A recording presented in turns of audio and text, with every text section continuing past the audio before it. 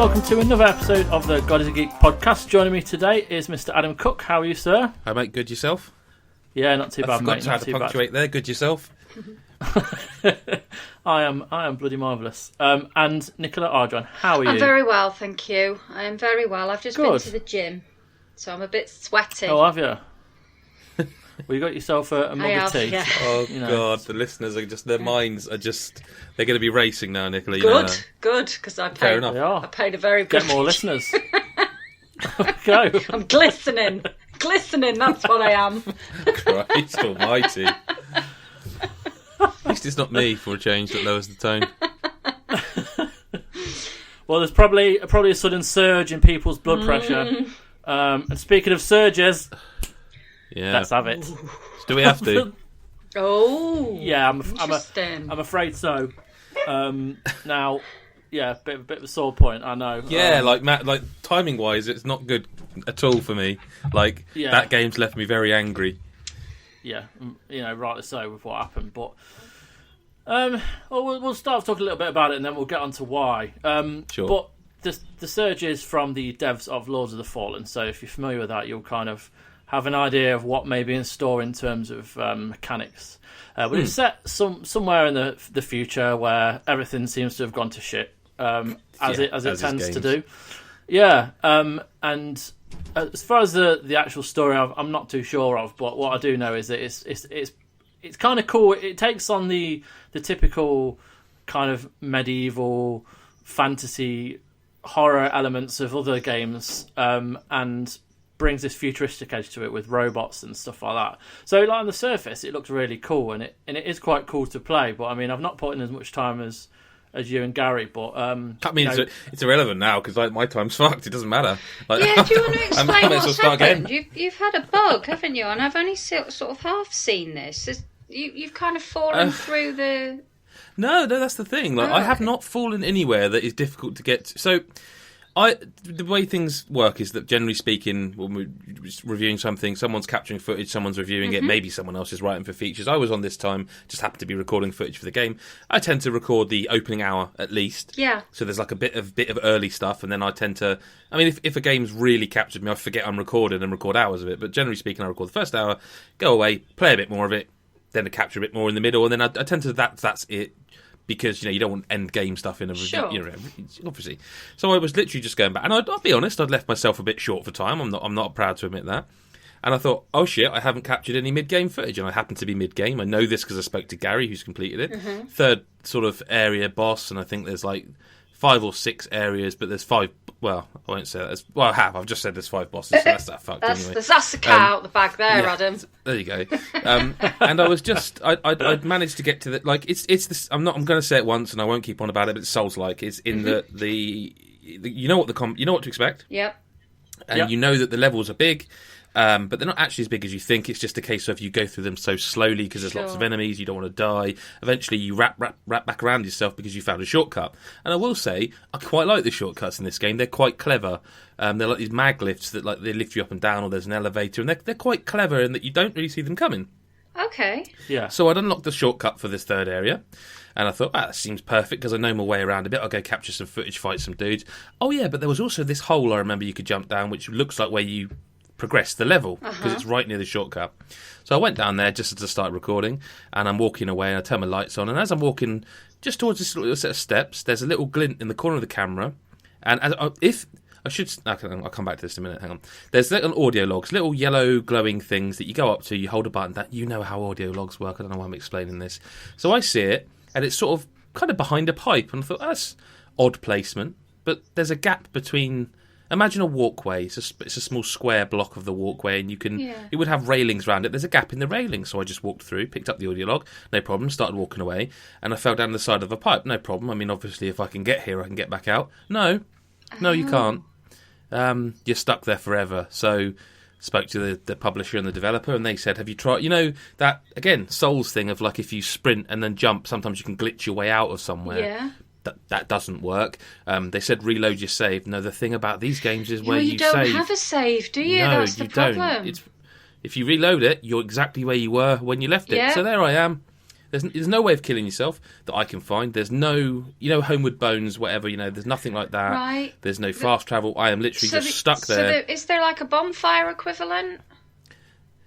They have what they call ops centres, which are where you level up and can craft, but you can't travel to them. You physically have to walk to them and go in the door. Oh, okay. So I am just stuck. I said it on Twitter and I'll say it here. I am totally going to give the developer a chance to say, this is how you do it, and that would be great, because I was actually starting to really enjoy it. Uh-huh. But otherwise, I will stick the video. I happen to be capturing, as I say, and I will put the video up just because I showed this to a few people who I won't name for obvious reasons, who were also reviewing the game, and the reaction I got from one of them was, "Oh, so it's not an area you're not supposed to go?" And no, you're supposed to. I think you're supposed to get the item from the other side, like you can press square without being right on it. Mm-hmm. But the point was, I wasn't doing anything difficult. I wasn't trying to break the boundaries. I just walked straight and fell, and I'm stuck forever. So, but the game itself is actually quite good, not brilliant, but good. Like, there's some things about it I like. Yeah. I quite like when you really get into sort of these style of games, you really do get into them, don't you? But the problem with this one is I don't feel in control of the combat. Right. In what way? What do you mean? So in like a Dark Souls 3, for example, R1 and R2 are light and heavy attack. Yeah. That's fine. We all understand that. We know what that is. In this, it's kind of the same, but it's actually horizontal and vertical attack. To all intents and purposes, it works the same. You can like in Dark Souls, you can combo, R1, R2, R1, R1 sort of thing. Right. The problem with this is if you do that, say the third combo, like the second time you press R1, it does a double-barreled attack. So it does 2 hits on one button press. Right. Which means I'm not in control of the animation at all. Because I've gone hit, hit, hit, and then another hit's registered, but I haven't pressed hit. Right. I'm not sure if this is explaining it well. Do you understand what I mean? So it's like if you press attack and swing a sword. Why is that an issue? Does it sap because stamina? You're not in. It's not so much that. It's I've fallen to my death because the animation's taken me off a cliff. Oh. So I've hit, and then the second uncontrollable animation has taken me forward and off a cliff. Oh no! Now I should probably learn. Well, it does that. Do you know what I mean? It does that. There's the second swing that you're not in control of. That's a part of the animation. Don't do it. Mm-hmm. But it is also a bit weird because usually in a game with direct combat, like if you press like. Let's just take it back to Street Fighter, like punch, punch, kick. It wouldn't be punch, punch, kick, then another kick you didn't do. Yeah. So it's a bit weird to me. And I know this is in Lords of the Fallen, but I really don't like the timed souls pickup mechanic when you die. I don't like that. It feels unnecessarily mean. Like it Sorry, what? So when you die, you lose the experience that you've gained, and what you have a time limit to recover it? Yeah. What? And to me, that's counterintuitive to the idea of these games. The idea is that you progress. As I say, the area you think it's massive is actually quite small because you're going slowly through it, patiently progressing. There's a couple of moments as well where they throw more enemies at you than I think the combat can sustain. This game's really good when it's one-on-one. Right. And I suppose to just finish off my laundry list of complaints, it's just a personal bugbear. Most people won't care about this. I don't like when enemies in a game can break through your attack. Yes, I've seen. I think it was in Gary's review where he said that it's a bit frustrating that you'll be attacking, and you'll be in the animation of an attack, and yet the enemy can break and hit you in that animation, and it's like, well, I'm in an animation. I can't dodge at that point. You can't do anything about it, and they seem immune. Well, I mean, they are taking damage, so you're kind of both doing it to each other. But I prefer.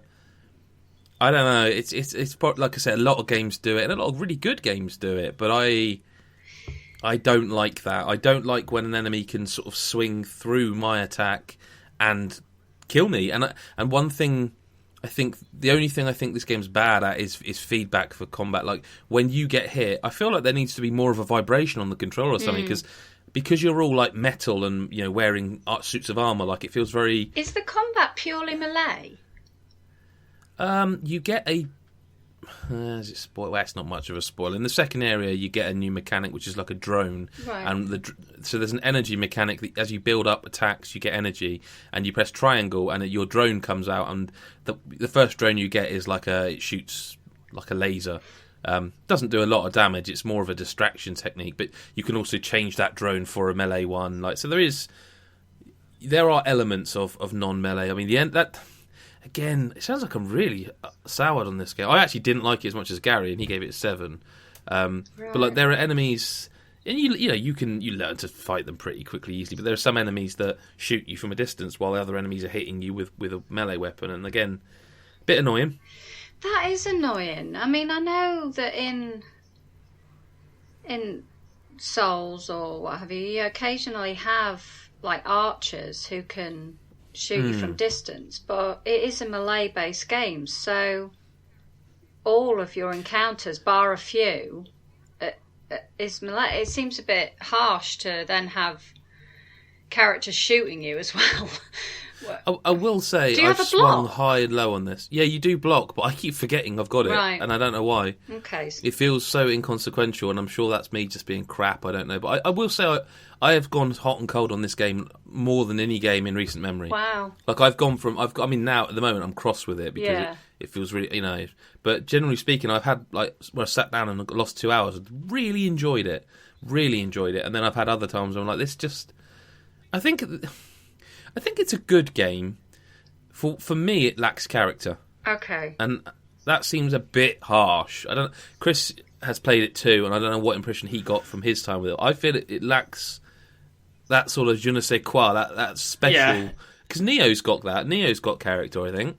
I think it feels, and I don't want to say, I think saying the word cheap is unfair, but it feels... Cold. What about cold? Yes, yeah. It doesn't have that charm, that kind of it sounds mad when intrigue. You talk about compared to Dark Souls, which you can't hardly call that warm, but there is. But then no, you've got you've got... does like that and Bloodborne.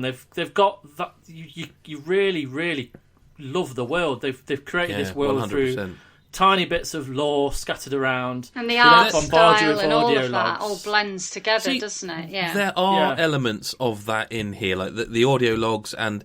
I mean, one thing I quite like, actually, is that you rescue, NPCs and you get side quests, and you actually have conversations with them where you press left or right on the D-pad to choose what you say.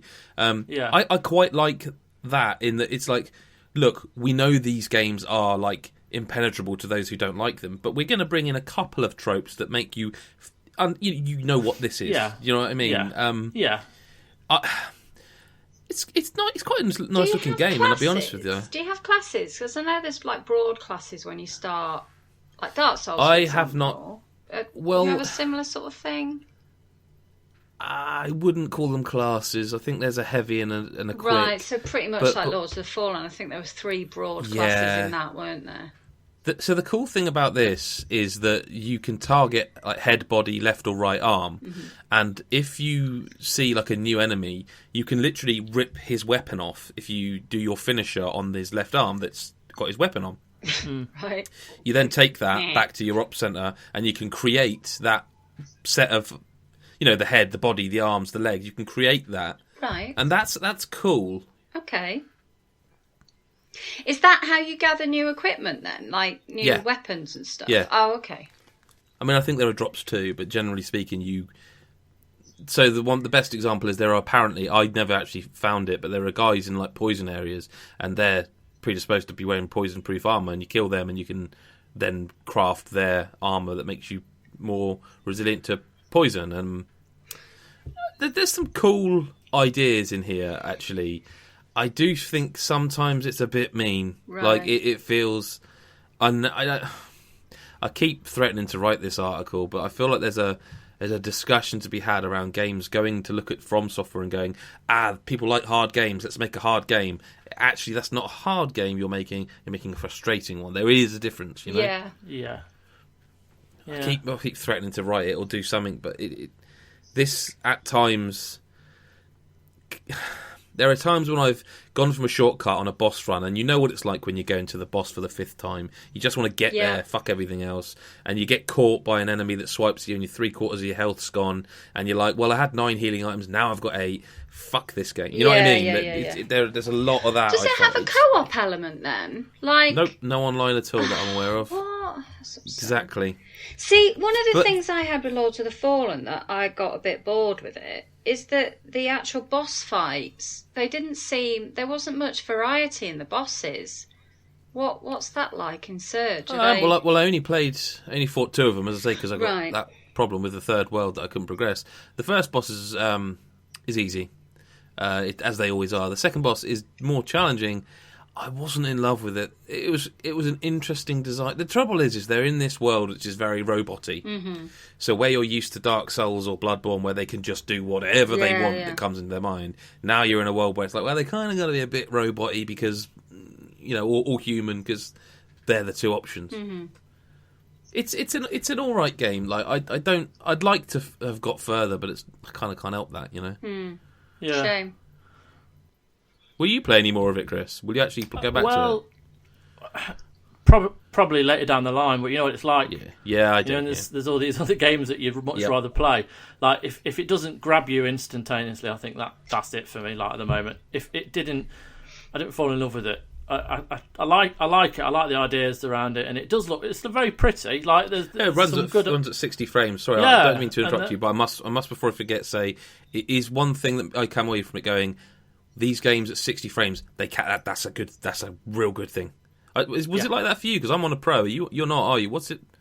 It still runs really nice. It still looks really smooth. There's no issues. Kind of technically, it was just good. It just didn't grab me straight away. But I would like to go back to it. It's not it's not a bad game, but then I can't. I've not had game breaking bugs. I've not felt the repetition that Gary has at the end, and But it's certainly worth giving a go. It's kind of one of those PlayStation Plus games. When they'll put it That's on. damning it with fake praise. That is, isn't See, it? I got Lords of the Fallen through Games with Gold, and I was thrilled. Right. I was thrilled with that. I thought that's a great Games with Gold game. But then I felt kind of bad. See, I didn't actually get on with Lords of the Fallen. For me, I think I've said this elsewhere. I like these games when they're quick, like when you can. Like, that's why Bloodborne's my favourite. Yeah, that's the kind of I haven't finished Lords of the Fallen. I went to it straight after playing Bloodborne, and it was a struggle. Jesus, yeah, it was really. That must have been like treacle. Yeah, after it was. Bloodborne. It was quite difficult. But once I got into it, I was quite enjoying it. But like I said, I think I did 3 bosses, so I didn't do. I wasn't that far into it. In all fairness, but. The bosses were just all the same. They just seemed... Just people. Yeah, they just... Like, just big... It was like fighting Black Knights, but with different attack patterns. It was... Yeah. Well, do you know what? There's one game that I need to talk about because it's kind of snuck onto PlayStation 4 and no one's making a song and dance about it. Shadow Warrior 2. Oh, right. Now, hang on. I made a fuss about this last year. Oh, you did. Yeah. Because I remember we did the video chat and I remember chatting about it and thinking, oh, God, this sounds amazing. Because as we record, it's out... When did PlayStation Store update? Is it Thursdays? Yes. So it's out by the time people hear this. Wednesday or Thursday. But, fuck me. Yep. This is incredible. Like, yep. It's everything that I would want a first-person game to be. It's great combat. You know, mixing up your guns and your swords. You just the freedom you've got to do whatever you want. It's one of those. It reminds me of like Titanfall, where you can just fly around, firing off your guns, sliding around, jumping off walls. There's a great control you've got over this, even though. If you weren't playing and you were just watching someone play it, you'd just be like, "What the fuck?" It's just chaos, but it's just great. So it's incredible to play. You know, the story is bonkers, but it's not supposed to be taken seriously. Nah. And the main character is amazing. Like he's just funny. He's just a dick. He's like a Chinese Duke Nukem. I don't know. That's harsh. Right. He's just. No. That's a bit harsh. He's not that much of an ass, is he? No, but he's just kind of, I don't know. He's just got that. He don't give a fuck. He's just a cool kind of protagonist, and it's just great. He's from his character is out of time totally, but the reason I love this game is because it's basically Doom. It's and I say Doom as in the recent Doom. I know nothing about this game. You will absolutely love. See, the only thing I'd say is that the humour is again a bit like Super Rude Bear we mentioned last week, a bit hit or miss. Right. But I think the gameplay in this is strong enough because it's that sort of 60 frames per second Doom, like enemies coming at you from everywhere, loads of weapons, like. This throws in like swords, and I think I can't remember. There's loads of weapons. You know, fully skill tree upgradable weapons. You have sort of special abilities, like I think magic. Again, it's been a year since I played it, but I actually want to play this again. But this game's I'm with Chris. It's such a good game. Right? Is it a remaster or something? I've never heard of it. No, it came out on PC last year, right, okay. And they said it's coming to console. It just took a long time. Right. I'd love to see this kind of game. This machine put into like a Star Wars game, so you've got your lightsaber instead of the sword. Like it could be amazing, but it's just so much fun. I think you will like it, Nick, because it's it's just I don't know. It's everything you kind of love in first person shooters. Right, punching. It's just fast. Great. And punching, swords, shooting. Take itself seriously. Right, cool. It's just a lot of fun, And you're right. It is like Doom. It's because it's frantic as well, and at times you feel you not necessarily feel overpowered, but there's a lot coming at you. And I don't think it's quite as good as Doom, but then I genuinely think that Doom was exceptional. Like probably I can't remember where I personally ranked it, but it was in my top 3 of the year. Like in any other year, that would have been my game of the year. Like Doom was incredible, but so this is to say it's not quite there. You know what I mean? Yeah. It's damn good still. But it is good. Cool. I'm going to look at that then, because that does sound like my bag. Yeah, I think you should. 100%. But whilst we're on the subject of shooters, Nick, you picked up something. I'm assuming it's from the PlayStation sale. Yeah, and it's Rainbow Six Siege. I'm quite interested to see what you say about this because I fancy it. You didn't have it already? Yeah, I do have it on Xbox, but I don't have anybody to play it with on Xbox. Sure. Oh, I see. I was going to say, I can't imagine you not having this. No, I do have it on Xbox, and I've been mithered like hell from my PS4 buddies. Get Siege. We need you, they say. Like constantly mithering me. And I'm going, well, I've got it on Xbox. And they're like, yeah, but we're on PS4. I'm like, yeah, well, I'm tight and I don't want to buy it again. But anyway, it came on PSN and it was 15 quid. So I thought, do you know what? Bargain. I'm going to get it. And it's great. It's brill. It's so good. I mean, I'm not very good at it at the minute. But it's just so tense. So what makes it tense? Because is it like... It's one life. You only get single life. Oh, wow. So, right. If you die, that's it. You're buggered. Yeah. But it's just so tense. Let's say you're on defence. So you're in a room and you've got to defend a point, like it might be a bomb or a hostage or whatever. So you and your buddies have to, secure the room. Yeah. But a lot of the surfaces, a lot of the walls and stuff, you can shoot through them. So it's a case of trying to tactically pick which ones to reinforce and which ones that you're going to keep an eye on, because enemies can come through walls. They can blow up walls and all sorts. So it's just really tense, and you're in the room, and the attacking team are breaching and there's just explosions everywhere and bangs and this, that and the other going on. And yeah, it's just really tense because you've only got one life as well. You're sort of turtling round corners and it's really tactical. So it's better with friends then? Or is there a single player? One of the reasons why I stopped playing it on Xbox is because it relies very much on communication. So you need to be on mic, really. Because you need to communicate with your team, they're coming in from the east side or whatever, proper tactical. It's coming in, the Tango's coming in from the east. It's proper tactical, so you need to be communicating with your team. And I would often get kicked. As soon as I spoke up, I'd get kicked. I remember you telling us about this vaguely. Yeah, and it used to fucked me off. So gradually, that's such a weird thing. Nick. That's something like that Chris and I can just never not understand, empathise with, because in my head it would work the other way, where like a woman speaks up and everyone's like, "Oh, I'll be on our team because she might be attractive." You know what I mean? Like the idea that it's like, "Oh, it's a woman, get rid of her." That's so well, not it's what I would either led one to or believe two the ways. situation would To be. be honest, it goes either one or two ways. I mean, like I do get a lot of friend requests if I speak up, but. Really? Yeah. You just speak up. They know you're a woman. Friend request bangs in.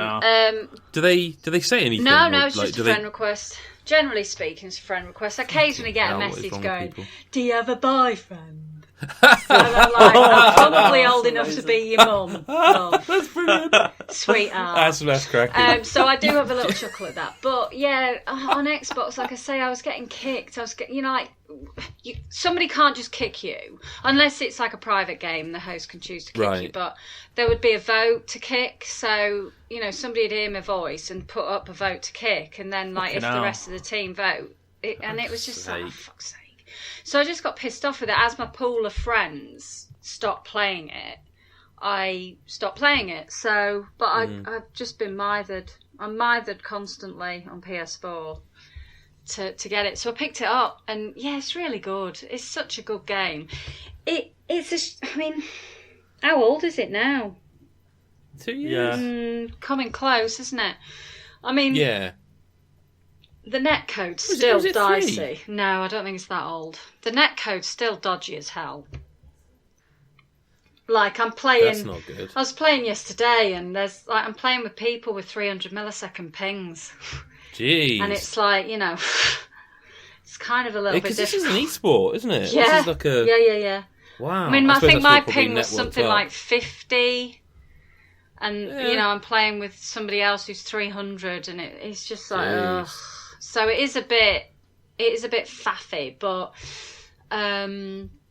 your map knowledge is really going to come into play. And that's where I'm not very good at the moment, because I just don't know the maps that well. So, when you set up in a room, I don't really know roughly where they're going to come from or anything like that. But that'll come soon. So, yeah, it's good. Good. Like it's tense. Well, I want to talk about PSVR because it oh God, you're not having much luck today, mate, with these games. No, but like I assumed that Farpoint was gonna be a new turning point for PlayStation VR, and that it would try. I hope not. It would try and kind of pick up sales and pick up people's attention towards it. But reading your review, it doesn't sound like it does that at all. So I kind of didn't want to be the one to review this, right? And that's not because I thought, it's going to be shit, I don't want to play shit games, because I'm quite happy playing anything. Like, I'll review anything. Yeah. I didn't want to review it because I had a funny feeling it would turn out the way it did. And by that, I would consider myself quite experienced, but no, very experienced in VR. I'm certainly the VR guy on the team. And to be honest with you, when I look at like the UK games media, I don't see many people talking about VR. I sometimes feel like I'm shouting at the void, because I dig VR. Like, I really dig it. It's so cool when it works. But I do feel like good VR should blow you away. And whether that's, like I said in the review, playing Rick and Morty and like being in that universe that you love, being like, this is so cool, or whether it's playing Robo Recall and just being blown away by how it plays, or Super Hot, it's just insane experience that would not work in any other experience. Super Hot VR is like, there's no other way that game works. Like, Super Hot's a great game. Super Hot VR game is mind-blowing. This is just kind of dull. Like, it sort of tries to channel Starship Troopers. Can we just back up a minute here? Is Farpoint the one that Sony originally featured? Like, this is going to be in VR. Right, okay. The one that comes, it doesn't come with the gun. Looks like you're on can buy Mars a bundle with the gun. That's the one, okay. Starship Troopers-y. But, like, I'm not blowing anyone's mind here by saying that PSVR doesn't look as good as Rift or Vive. Like, we all know that. We all understand it. And I actually have no problem with that. I reviewed PSVR. I reviewed all the VR headsets. And I think they are all as good as each other in different ways. PSVR's major suffering point is that it's cheaper. which is a good thing because it means more people can get VR, but it also means it's not as high a quality visual, and that means this game's very brown and kind of drab and a bit blurry and like, I'm not going to lie, the first time a spider jumped at my face, I jumped, but after that, it was you've done this once, you know? I don't think the gun itself, the aim controller, is a selling point. Because I've played, like, the thing is in VR, shooters are a dime a dozen. Like, they are, people realise the quickest and easiest way to make money in VR, make a shooter. Because that works, doesn't it? Because you put the headset on, now you're in first person, your guns are your hands, bang, done. And they made loads of them. And the brilliant ones are few and far between. Robo Recall is one that stands out. I've forgotten the bloody name of it, but Arizona something. It's a zombie game. It's coming to PSVR, actually. The idea that like you would need a aim controller, the actual gun that you hold, doesn't work for me because like I use the Rift Touch and they, you know, if I'm holding a handgun or a machine gun, I don't feel like any more or less like I'm holding a gun because if the immersion's right, you'll believe what you're seeing. Yeah. You know, the point is, if the best kind of VR, you almost forget you're in it. You know because you are in it. So I don't think actually holding a gun with two hands makes it any more or less immersive, personally speaking. I do think if you've played no other VR than PlayStation VR, you'll like this way more than I did. Right. But for me, it's a game that kind of lies to you because it's 360 degrees, you can move around. If you turn off the, I forget what they call it, the options for like, it's not safety mode, but basically to stop you feeling motion sick. If you turn them off because you're used to it, you can move like a first-person game. Otherwise, you're kind of just walking forward and strafing a bit and aiming and just constantly walking forward. And it does this thing as well of if the enemies jump and you dodge them, what they actually do then is they scuttle back in front of you. Because the game's designed in a way that it knows that there aren't people like me who play loads of VR. So it doesn't really suggest that you start flying, turning around and spinning around and looking behind you. So it kind of, they always sort of somehow end up back in front of you. But I just found it, I think one of the worst things a VR game can do is take itself too seriously. Unless it's brilliant, unless the narrative is just, you know, mwah, it's kind of got to admit, like, this is all fucking stupid, isn't it? This is daft fun. You know, you're shooting something. And it took 15 minutes before you shoot anything. Oh. And this is a game that comes with a plastic gun. And you're just watching exposition and you're just looking around. It's like, I just want to shoot stuff, man. And then, like, you're on the planet and you're walking around and you find the gun. And, okay, got the gun. You get the gun at the start. Then you're walking around and then you're just walking forward in a dusty planet for about 5-10 minutes before you come across anything. And it's not awful. It's not awful. Like, there's some nice moments, like, with the faces look good and the voice acting's good, but it bored me, and again, not a bad game, but sometimes boring can be worse than bad. So, sorry. No, I was looking to say, what's left for VR then for PlayStation? What's coming out soon? Or it's to me, it's the same problem. PSVR's got the same problem as every other VR. People need to start making games for VR. Like this is kind of like an average to bad shooter made better because it's in VR. That's not making a good VR game. Yeah. You know, a good VR game is super hot, you know? Is that Star Trek Bridge Crew? Is that VR? That is VR. Well, I've heard that's quite good, but I'm not a Star Trek fan, so that'd be difficult to cover. I'm just wondering if you're not a Star Trek fan. I'm afraid not. No, I like the first. What would you call them? The reboot movies? You know, the one with the guy from Heroes in the second one. I haven't seen that yet, but I've heard that's good, and I like the newer films. But what's left for VR? I mean, I think Sony's biggest problem is I think PSVR is really good. I think their problem is that they should have perhaps moved away from the move wands because So with this gun, it's basically one move wand, and if you stop and look at the gun, it's jittering around. Not a hell of a lot, but enough that it shouldn't be doing that. Yeah. And I think most people on PSVR go, "Oh no, that's fine, that's VR." No, it's not. It's not. If you play, Rift or Vive, those controllers, when you hold a touch or a Vive controller in your left hand, whatever that's rendered, whether it is a hand or a gun or a pointer, that's how VR's supposed to work. But whenever I use the Move controllers, they're jittery as fuck. Like it can't. That camera can't handle the tracking of the headset and the wands, like it just can't. Yeah. Right. Well, and I don't know how they fix that, because it seems to be selling everywhere like PSVR. It's not like it's not easy to get, is it? Do you think it's going the way of Kinect? No, I think the PC VR scene's too strong. Right. What they need to do, and I don't know if this will happen, Ubisoft do this, they need to make sure when a game comes out on all 3 VR platforms, the servers are cross-server. Because it's not so bad for PlayStation, because most people, playing PSVR will buy the big games like this. But on Rift and Touch, and it is happening, like, you can't find online games in certain... because there's not enough user base. Right. See, I've got absolutely no interest in VR at all. Because, part of me thinks that it'll make me motion sick. I haven't tried it.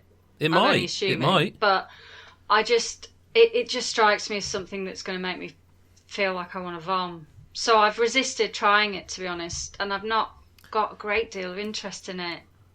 Is that bad? That's not bad, is it? Not at all. It is genuinely the case of the more you try it, the less you'll get sick. Right. But I would if anyone's trying it for the first time, the bit of advice I give everyone is, the second you feel sick, stop. Because it will not get better, and the longer you spend in VR feeling sick, the longer it will take you to recover. The way I learned this is I played Dirt Rally, and because it's a driving game and you're smashing around in the rain, it took me 20 minutes. I was playing it. 10 minutes later, I felt sick, and I thought, I'm used to VR. I'll be the hard man. I'll push through. I think an hour it took me to stop feeling like I was going to throw up afterwards. Oh God! But if you feel even slightly sick, stop. Just straight away go. No. I've had 2 experiences just with games. As you know, The Witness made me feel motion sick. It did me, actually, yeah. And the Orange Box, playing Half-Life 2 on the Xbox 360, made me feel horrific.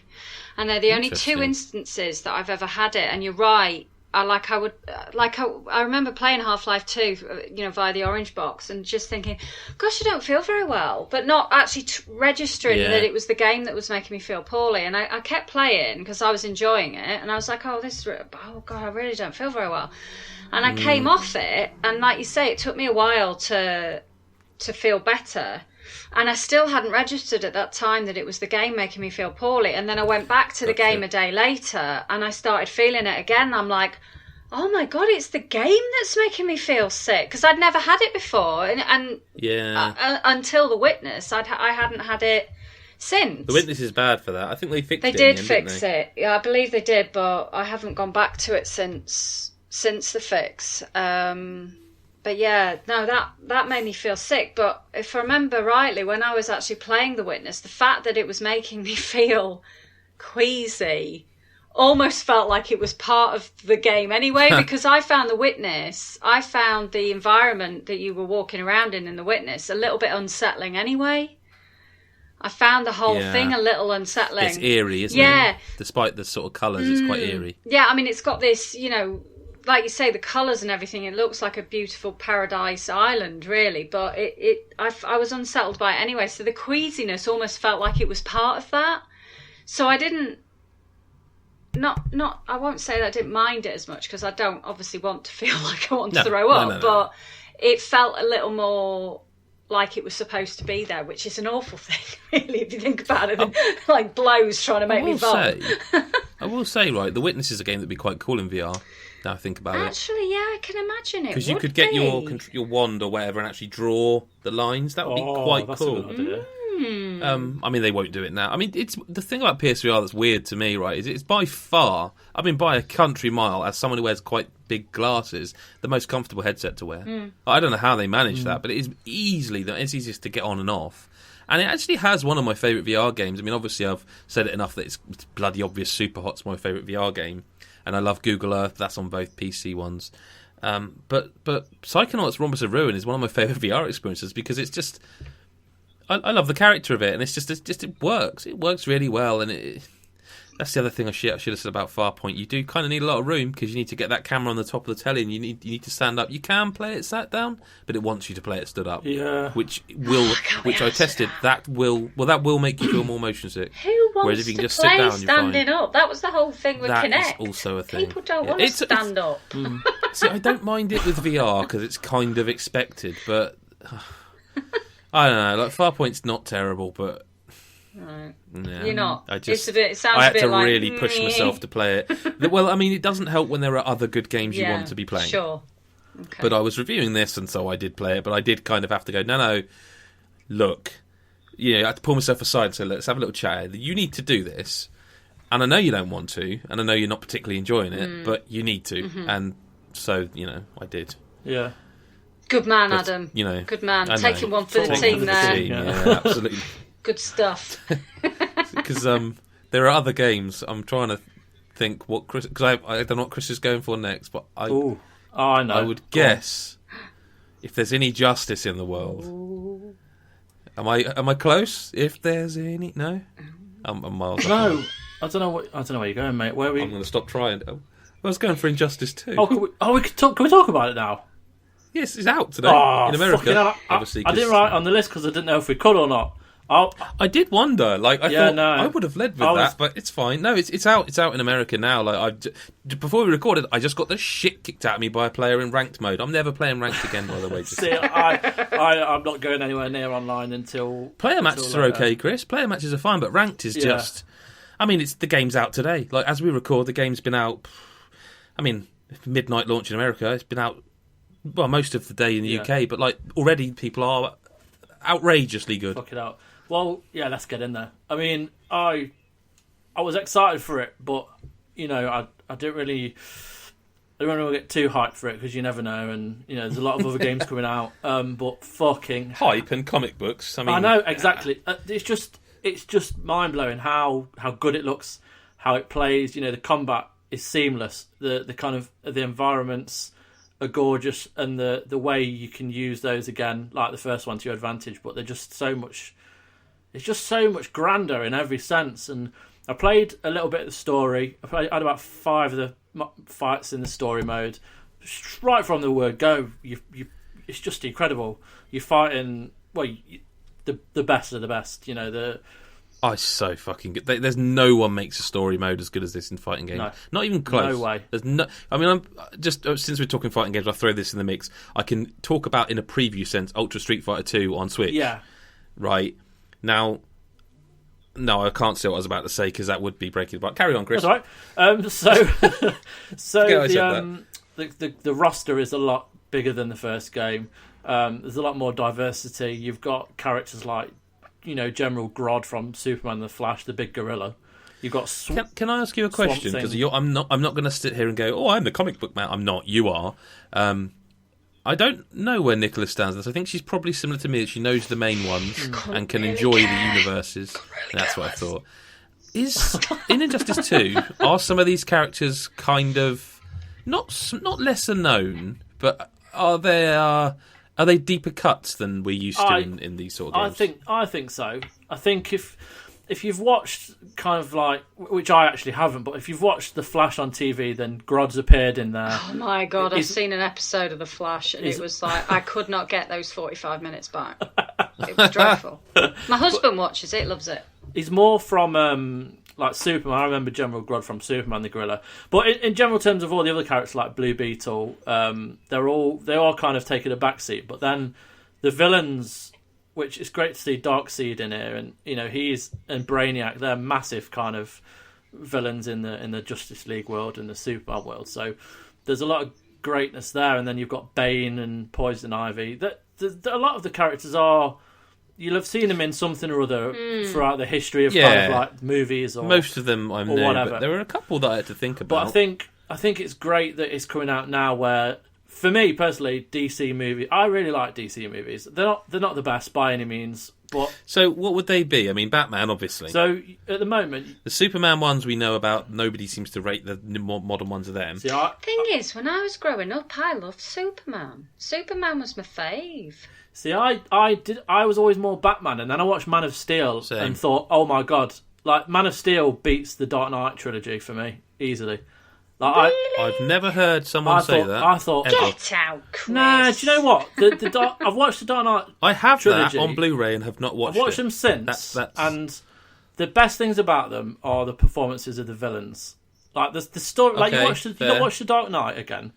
It's fair. like a 2 hour long. It just goes on for too long, and you constantly waiting for the Joker to pop back up. It's like that. That's fair. Batman Bale's fine. He's no Michael Keaton, but he's fine. But I mean, for me, Batman Returns is the best Batman film. So did Batman's the Dark Knight films? Did that kickstart the whole? Yeah, I think so. Talk like this. I think so. I think so. Do you know, thinking back of that Dark Knight, I went to see that Dark Knight movie, the very first one of the Batman. Batman Begins, that was it. Batman Begins. And I went to see that with my husband, and I had no big expectations. I mean, I knew who Batman was. I'm not mad keen on Batman or anything like that. I had no expectations. And I came out of that movie going, oh my God, that was amazing. Yeah. That was amazing. The Dark Knight, because Batman Begins is the Keaton one, isn't it? The very begin, the first Batman one. Begins is the first Christian Bale one. Yeah, the first Christian Bale one, and I came out of it, and I was like, "That is amazing. That was amazing." A cracking film. And I did the same with Superman, with Spider-Man when it was the other fellow. I've forgotten his name. Andrew Garfield. No. God, no. That one was awful. The teenage looking on with black hair. The Sam Raimi Toby one, Maguire. the very first Sam Raimi one. I came out of that going, that was amazing. Just like proper exhilarated. And then I just feel superheroed out, to be quite honest. I don't like Spider-Man or Superman, and I never have. Neither character. I like Batman, obviously. I don't like Superman, and I don't like Spider-Man. And I don't know why. I had a mad crush on Christopher Reeve. Mad crush. I mean, I can see it. I'll tell you one thing, like going back to kind of injustices, there's something, and back to games. I don't want to spoil it for anyone, but they kind of acknowledge something that's like breaking the fourth wall that Batman always does. And like in the Arkham games when he's fighting and he bashes the shit out of people, one of Batman's rules is he doesn't kill anybody. Oh, I love that bit, so, Chris. I've just twigged what you're talking about. I thought that was absolute. That was beautiful. I think you can. I mean, that's in the first chapter. Well, I suppose he basically says it's literally you haven't even fought anyone yet, have you? At that point, or have you? You've had one fight. Maybe you fought the first one, but okay, yeah. You fought Cyborg. Minor spoiler within the first 10 minutes of the game. Tiny spoiler, yeah. He batters the shit out of someone, and I mean, he does beat the shit out of him as well. To be fair, he really beats him. And Robin turns to him and says, you can practically paralyse someone, but your rule is you can't kill, like acknowledging the fact that, every time you see a Batman game, he beats the shit out of someone, drops them from a great height, throws them in water and gets electrocuted, but he's still alive somehow. But he can't kill anyone. And it's just great little kind of acknowledgement there. But like in terms of the story so far, it's amazing. Like, and they're incorporating everything from the DC universe into one story. Like the intro is just phenomenal, where it's kind of it's from Krypton, and it's building this world, and I can't wait to play more of the story, and I can't wait to get good and kind of find my character, it's which I use game, to. Right? Isn't it? It is a fighting game, so it's like Street Fighter, for example, but it is with DC characters. I think the thing it does so well is she said, it's Mortal Kombat with DC. It's Mortal Kombat with DC characters. Right? Okay. Basically, it is literally that. But I mean, they have tweaked it this time. Not it's smart changes. Yeah, and it's not just like one fighter versus another fighter on a static kind of screen with something going off in the background. You could use the background. You can kick someone into, there's like this Gotham. In Gotham, there's like a cinema. It's one of the stages. You will have seen in the trailers. But you can kick someone into the signboards outside the cinema, or you can like throw them into the back of an ambulance, or you can then kick them through a window, and then the next scene will be you flying through this window into a new area in Gotham. They use the environments really well, and it's the same with all the other stages, like an Arkham stage. There's the Gorilla Kingdom, obviously. But I want to say that I think NetherRealm are actually staking a claim as probably one of the best. Like, I've always been a Mortal Kombat fan, and I loved Injustice, and the reboots. Well, reboots MK9 and X are amazing. Yeah. The thing, I've always in my head considered myself more of a Street Fighter fan, but I have to say, like, the combat that. I've always played with a stick in Street Fighter, but NetherRealm games you can play with a pad, and I love the fact I can just boot this up and play it with a pad, and I don't have to use a stick because I haven't got a proper PS4 stick. There's some smart changes to the combat that I think I want to spend some more time with before I start making any bold claims. But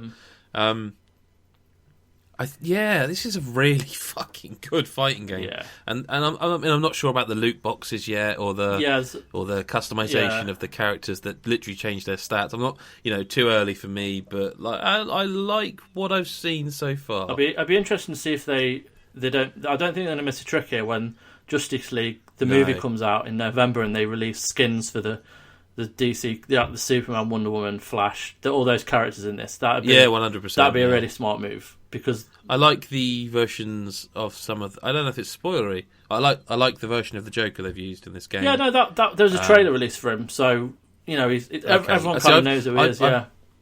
I've kept blind to a lot of that stuff because I've wanted to go in as clean as I could. But I just want to mention very quickly before I forget, Street Fighter on Switch, they've added a mode called Way of the Haddo. And it's a motion-controlled, sort of wave-based, I don't know what you'd call it, where you hold the two Joy-Cons and you thrust one up to do a Dragon Punch, and you do the Hadoken motion to do a fireball. Oh wow! It's dreadful. Oh, could have been it's so just good. Dreadful. I don't know what they're thinking, or who that's for. It's dreadful. Oh man! The rest of the game is, in a preview sense, very good though. Yeah. Because it's Street Fighter 2. Yeah. The game that came out when I was a child, literally a child. Yeah. And they're charging £30 for it. It's so, poor. In a preview sense, that's what I think so far. I do actually need to play more of it, because it's still fun. Cool. Well, 30 quid. Speaking of kind of 30. 30 English pounds. It might be more. Now I think it's at least 30 for Street Fighter 2. Now, Nick, you're not a fighting game fan. Just my Achilles heel, Adam. I just can't handle them. But you do know what Street Fighter 2 is. Of course, I'm not a and moron. all three of us were born when it came out. Yes. Some of our staff weren't. That's how old it is. Oh my god! I know. Mm-hmm. Thanks for ruining my Tuesday, Adam. I mean, no. What I'm getting at there is that and it's £30. £30, 30 English pounds. Outrageous. Yep. Well, I mean, 30 European, whatever's just still. But I mean, not.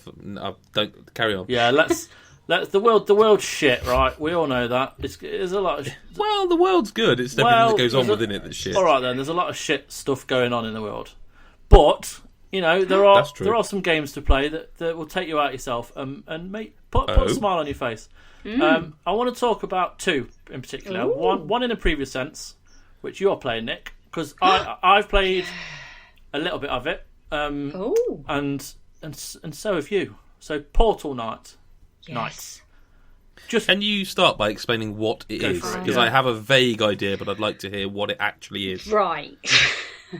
Oh, is it not an easy one to describe? It's a bit of a mismatch of lots of different games. I mean, the most obvious comparison is it's Minecraft, because it's a voxel-based, so far, so good.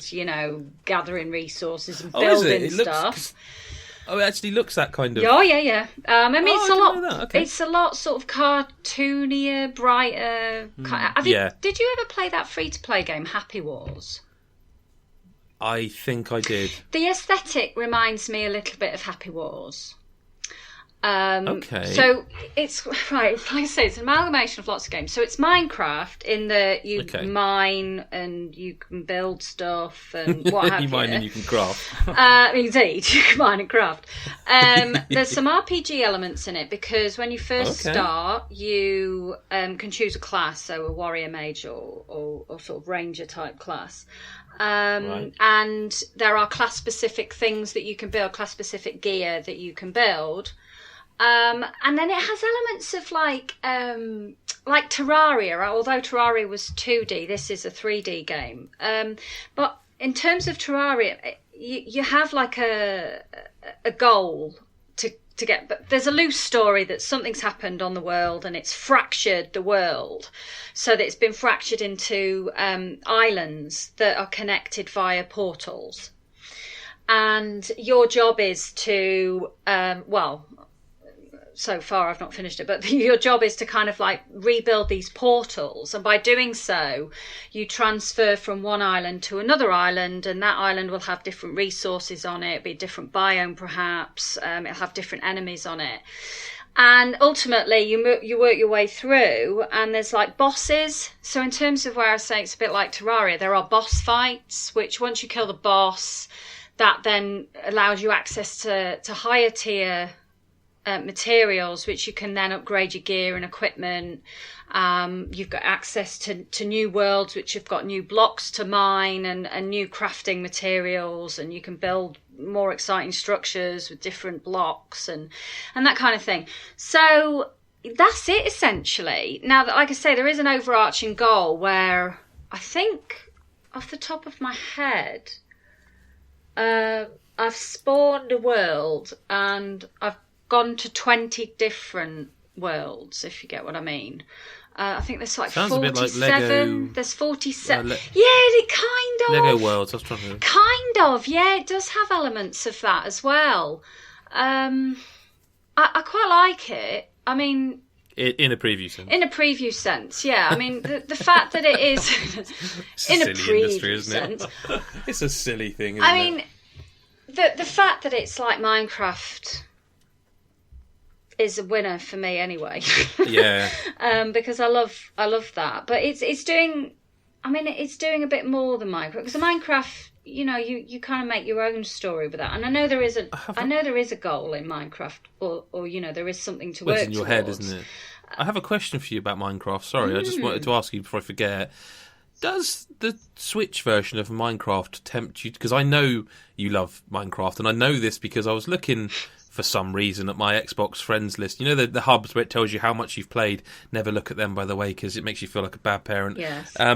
When you look at them, and I was like, well, my kid's definitely going to have played the most Plants vs Zombies. He has, but not by much, Nick. Yeah. I like Plants vs Zombies. It's awesome. Oh yeah, no, it's like my youngest is obsessed with that game. Like at the moment, like obsessed. And then I looked at FIFA 17, and I thought, I don't want to see this, but I've got to now. And again, they weren't top. And then I looked at Minecraft and thought, well, they're definitely going to be top. Do you know how many days you've spent playing that game? No. I'm not going to tell you, but it's quite a lot. And that's only one platform. I've got it on PC as well. The idea of having the full version, and of course, I had it on 360 before then, so I played it. It won't have counted that. No, it won't have counted my 360 hours. So, does the Switch, the complete portability of that, does it tempt you, Minecraft, being that? Because I know you love Minecraft. I don't know, because I go through periods of time where I don't play it, and same as me. Then I'll go back to it and I'll just get hooked again. Yeah. And I kind of switch between playing it on PC. Good one. I'd switch between playing it on PC and playing it on Xbox. So, I mean, God, I hate to tell you how many hours I've put into it on PC. That's because I bought it first on PC. Oh no, I didn't. I bought it first on 360. 360, I bet. Yeah. Do you think it's weird that they haven't yet unified the save so that like your world is your world? I don't know why I'm suddenly quizzing you about Minecraft. It would be nice if you could do that, but like if we think back to the 360 was just one chunk, was just one world, like a map's worth. On the Xbox One, I think I can't remember exactly how many more it is, but of course on PC it's infinite. It just keeps generating. So I don't think it's quite possible, really. Does like the Xbox One can't even do an infinite. Actually. That you will reach the end of the world on it. Not that I have done in any of the worlds that I've spawned on Xbox, to be fair, but. Sorry, I don't know. I don't know why I suddenly started quizzing you on Minecraft. Yeah, I love it. I adore it. It is my favourite game. But like I say, I have. Oh, really? Of all time? Of all time, absolutely. Yeah, I adore it. I just think that it's a wonderful game. I absolutely adore it. But I don't think I would buy a Switch just to have a mobile Minecraft. Are you sure? I mean, don't get me wrong. If I had a Switch, it would have Minecraft on it. Don't get me wrong. That would happen. But I wouldn't buy a Switch just for the mobile Minecraft, no. I mean, I toyed with getting a Switch just to play Zelda and then had to talk myself out of it because I thought it was just ridiculous to just buy it just for that. So yeah, that's fair enough. But yeah, don't get me wrong. If I had a Switch, it would almost certainly have Minecraft on it and would probably fast become my most played game on the Switch. Yep. Yep. I adore it. Yep. It's an amazing game. Brilliant. Cool. Just before we go, I just want to quickly talk about LocoRoco Remastered. Yeah. Oh yeah. Because that's